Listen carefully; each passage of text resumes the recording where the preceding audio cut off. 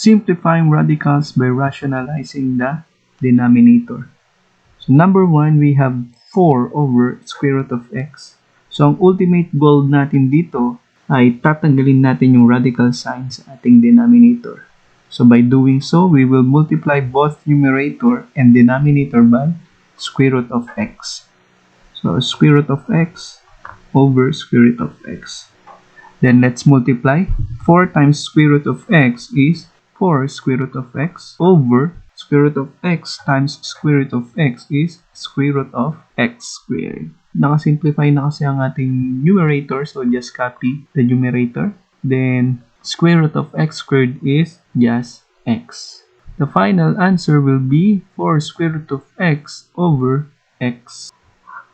Number 2, we have 3x over square root of x cubed.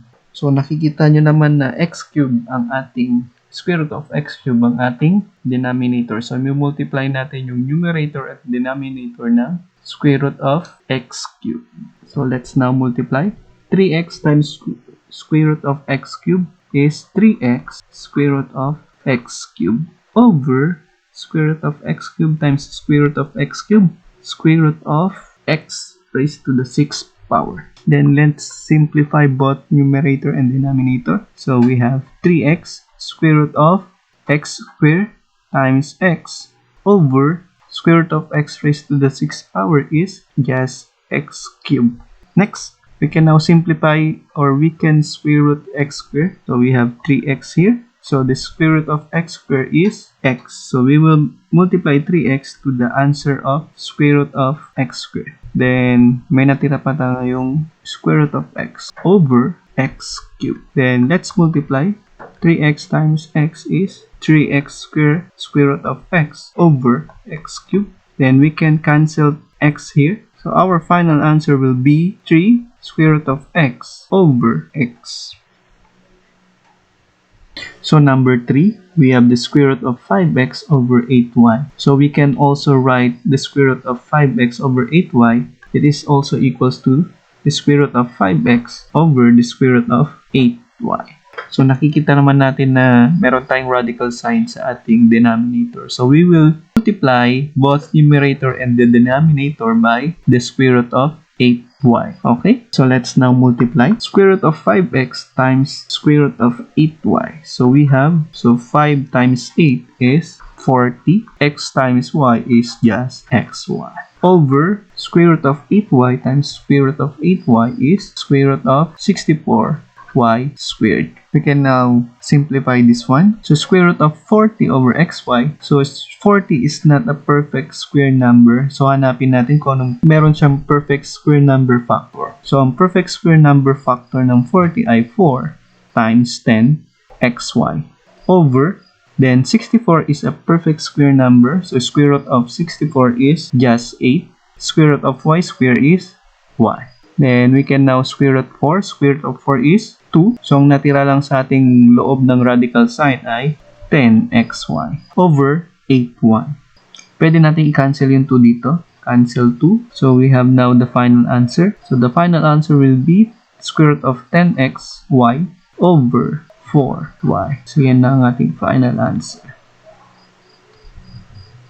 So number 4, we have square root of xy squared over 12x squared y cubed. So it is also equals to the square root of xy squared over the square root of 12x squared y cubed. So we will multiply both numerator and the denominator by the square root of 12x squared y cubed.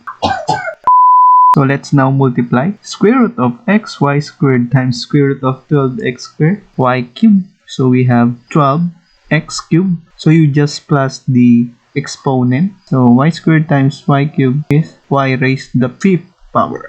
Then just multiply. So 12 times 12 is 144. X squared times x squared is x raised to the 4th power. Y cubed times y cubed is y raised to the 6th power. And let's now simplify. So 12 is not a perfect square number. So hanapin natin yung perfect square number factor ng 12, which is 4. So 4 times 3 is 12. Then x cubed, since square root to, so kailangan lang natin ng dalawa, or divisible by 2 dapat ng ating exponent para ma-simplify natin siya. So we have x squared times x times, since 5 ang ating y or raised to 5, kailangan lang natin divisible by 2. So we have y raised to the 4th power times y over, pwede na natin simplify yung square root of 144x raised to the 4th power times y raised to the 6th power. So we have 12x squared y cubed. So simplify na natin yung numerator natin. So square root of 4 is 2. So may iwan tong 3. Square root of x squared is x. Ayan. So may iwan yung x ulit. So square root of y raised to the 4th power is y squared. So may iwan ulit yung y. So 3x. Hirap pala pag naiiwan, no? Tumatahol na yung mga aso. I won't let you go. Yeah. Over 12x squared y cubed. So let's cancel out. So cancel yung 2. To, yung x natin. Tapos yung y. So ang natira lang sa numerator natin ay square root of 3xy. Then 6. Tapos may natira tayong isang x. Then we have also 1y. The final answer is square root of 3xy over 6xy. Number 5, square root of 60x cubed over 15xy. So it is also equals to the square root of 60x cubed over the square root of 15xy. So we will multiply again both numerator and the denominator by the square root of 15xy. So let's multiply. So 60 times 15 is 900.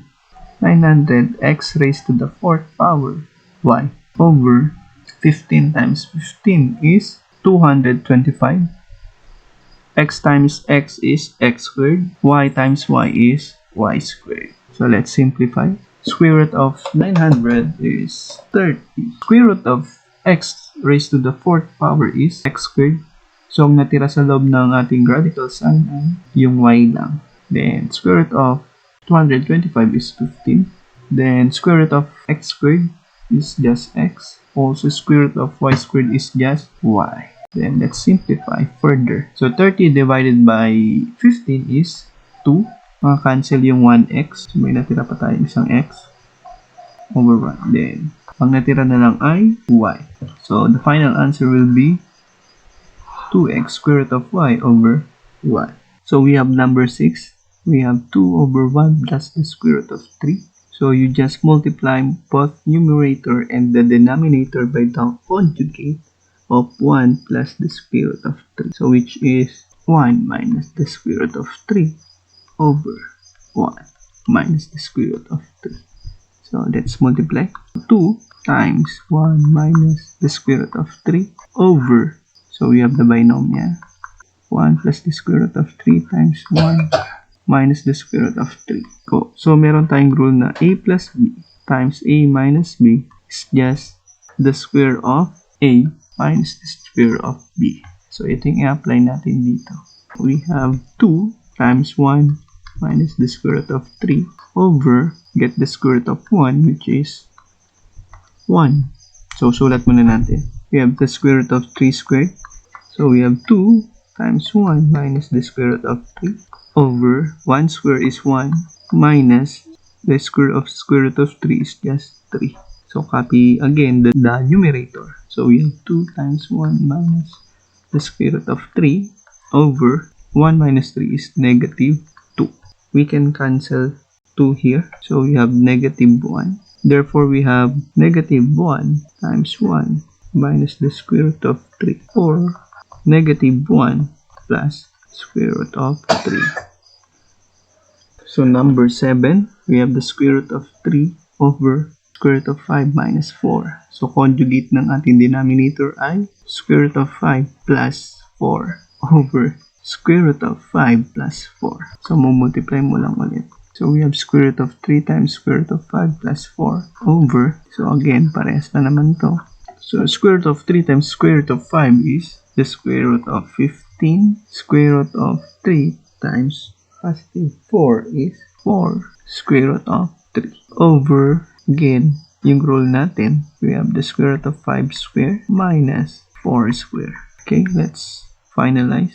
Square root of 15 plus 4 square root of 3 over square root of 5 square is just 5 minus square root of 4 is 16. I'll just copy again the numerator. So 5 minus 16 is negative 11. So our final answer will be negative square root of 15 plus 4 square root of 3 over 11.